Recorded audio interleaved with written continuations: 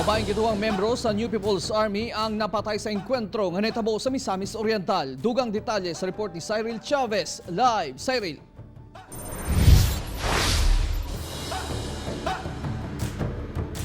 Yasrial sigon sa kasundaluhan, extortion matud pa ang tinubdan o ang katuyuan sa maong grupo.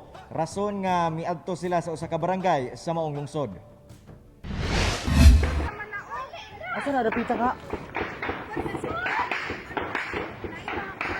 May mga ipay diya?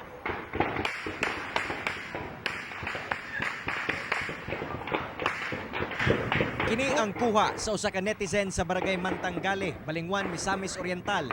Atol sa engkwentro nga nahitabo tali militar og 30 ka mga giingong miyembro sa New People's Army Lunes sa hapon. Nagkaguliyang ang mga residente sa lugar og gipahikling dayon sila sa mga evacuation centers. Gani usa ka ginang ang nakuyapan tungod na sab sa kanerbiyos sa panghitabo. Nagkurog na si nanay, nagkurog na si nanay. Nagubat dito sa ibabaw, sir. Akong gikarga si nanay, nagkulap na si nanay. Pahin na tubig lang. Hilak lang.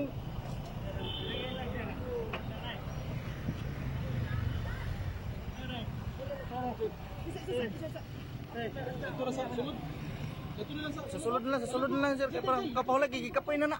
Human mi atras ang mga armado, nag-clearing ang kasundaluhan sa lugar ug ilang napalgan ang patayng lawas sa usa ka babaeng gituwang membro sa NPA. Na-recover sa lugar ang 2 ka M16 rifle, 3 ka rifle grenade, mga bala ug subversibong dokumento. Pag ang NPA wala na gyud sila makaon sa kabukiran sa lagyo nga distance, no, muduol sila sa mga katawhan kay mangayo sila pagkaon.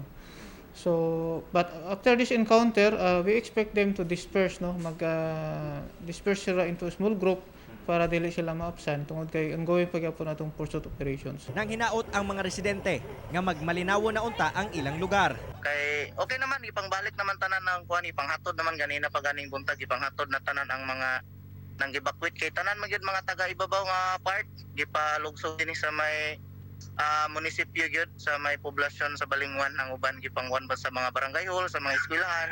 Padayon ang hot pursuit operation patok sa mga armadong rebelde.